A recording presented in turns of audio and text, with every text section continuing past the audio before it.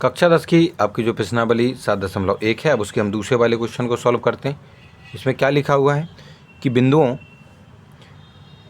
कोई एक बिंदु है जिसके कि निर्देशांक आपको दिए गए हैं 0, 0 और जो आपका दूसरा बिंदु है उसके निर्देशांक हैं आपके 36 और 15। ठीक है कि नहीं? तो इस प्रकार के निर्देशांक किसके होते हैं? 0, 0। मैं आपको समझाता हूँ किसके होते हैं। देखिए, अगर हमारे पास इस तरीके से, चलो हम इसको छोटे रूप में इसको हम बना देते हैं। हम सभी जानते हैं कि इसको मूल बिंदु कहा जाता है और ये हमारा 0 होता है। बाकी यहाँ x है, यहाँ पर आपका x डैश है, यहाँ y है और यहाँ y डैश है।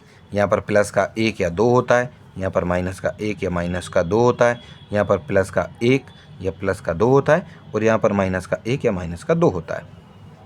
जब कभी आपसे कहा जाए कि कोई बिंदु है जिसके जो निर्देशांक हैं, चलो हमने कह दिया वो a बिंदु था, उसके निर्देशांक 0 और 0 हैं, तो इसका मतलब ये होता है कि वो बिंदु आपके x वाले जो लाइन है उस पर 0 पर है। तो बताओ x वाली लाइन पर 0 कहाँ है? यहीं है।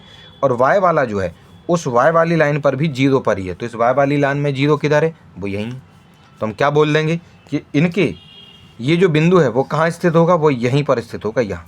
लेकिन अगर कहीं लिखा होता, समझिए ज़रा, अगर a के स्थान पर कहीं लिखा होता 0 और 2, तो इसका मतलब ये है कि पहले वाले इस x वाले जो आपकी लाइन है उस पर वो कहाँ है? 0 पर। तो इस x वाले में 0 कहाँ है? यहाँ रहा। और जो y है वो 2 पर चला गया, तो y पर आपको सीधा जाना पड़ेगा और वो बिंदु आपका यहाँ पर होगा। ध्यान दीजिएगा, वो बिंदु आपका यहाँ पाया जाएगा। ठीक है कि नहीं? इसी तरीके से अगर उन्होंने लिख दिया कि आपका जो बिंदु a है वो है आपका -3 और 0, यानी कहने का मतलब ये है कि आपको जो आपके जो x एक्सेस है, x वाले अक्ष पे आपको कहाँ तक जाना है? -3 तक। तो मान लो -3 यहाँ था, ठीक है कि नहीं? यहाँ x मान दें तो ये -3 पर इधर आया और जो 0 है यानी जो y है, y वाले पर 0 कहाँ है? तो y वाले लाइन पर 0 यहीं होता है। तो जस्ट उसके सामने यहीं पर हम उस बिंदु को मान लेंगे कि ये हमारा कौन सा है? वो ये वाला बिंदु हो गया। तो जब कभी भी 0 वाली चीज़ें यहाँ पर आती हैं तो इसका मतलब इसी प्रकार से हमें जो हमारे बिंदु हैं उनको यहाँ पर इसको दर्शाना होता है। ठीक है कि नहीं? चलिए, तो यहाँ पर उन्होंने ये कहा है कि अगर आपका कोई एक बिंदु है जिसके निर्देशांक 0 और 0 हैं और दूसरे वाले बिंदु को 36 और आपके 15 इसके निर्देशांक यानी कोऑर्डिनेट दिए गए हैं, इनकी बीच की दूरी को आपको ज्ञात करना है। ठीक है, साथ में ये भी बताना है कि क्या आप अनुच्छेद 7.2, चलो इसको तो अभी हम बाद में देखेंगे, पहले इनके बीच की दूरी को जो है इसमें समझे लेते हैं। तो इसमें क्या है? देखो, पहले वाले बिंदु को हमने क्या मान रखा है इसमें बच्चों? पहले वाले बिंदु को हमने इसमें मान रखा है आपका a और उसके निर्देशांकों को 0, 0 लिख दिया प्रश्न के हिसाब से, और दूसरे वाले बिंदु को हमने b माना और उसके निर्देशांकों को भी हमने प्रश्न के हिसाब से लिख दिया है। अब a और b की दूरी को चाहिए तो हमें दूरी वाला जो हमारा फॉर्मूला होता है बच्चों वो हमें लगाना पड़ेगा और इसमें जो जो हमारी वैल्यू होती है उनको पुट करना पड़ेगा। जैसे कि यहाँ x2 लिखा हुआ है, x2 हमारा दूसरे वाले का जो पहला होता है उसको x2 कहा जाता है। x2 36 है तो हम x2 की जगह 36 लिख देंगे, माइनस की जगह माइनस लिख देंगे। x1 हमारा क्या है? इसमें ये जो पहला होता है वो x1 होता है, ये 0 है तो x1 की जगह पर हमने 0 लिखा, उसका स्क्वायर लगा दिया, प्लस y2 कितना? y2 हमारा ये होता है, y2 15 है तो y2 की जगह 15, माइनस की जगह माइनस, y1 हमारा यहाँ इस वाले में ये जो दूसरा वाला होता है ये हमारा y1 होता है।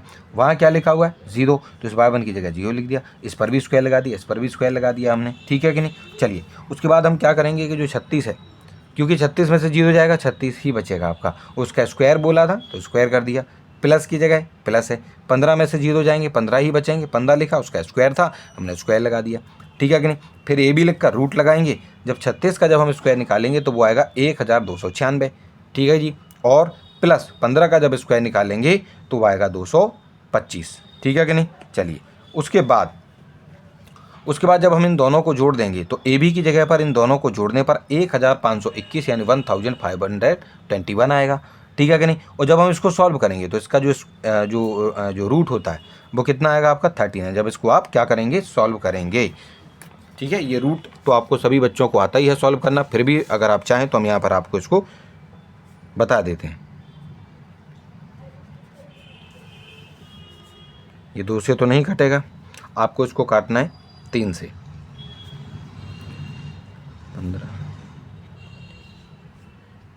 3 से इसको काटेंगे, ये 15 हो 5 बार में कट जाएगा, 2 है 0 7, 5 7 12, 3 से फिर कट सकते हैं ये।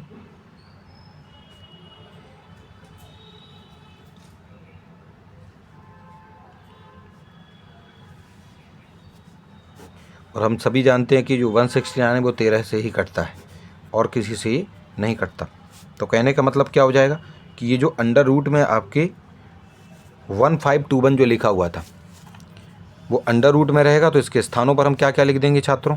हम इसके स्थान पर लिख देंगे आपके 3 गुणा 3 गुणा 13 गुणा 13, क्योंकि यहाँ पे 3 का जोड़ा बना तो 3 बाहर, 13 का भी जोड़ा बन गया तो गुणा में 13 भी बाहर।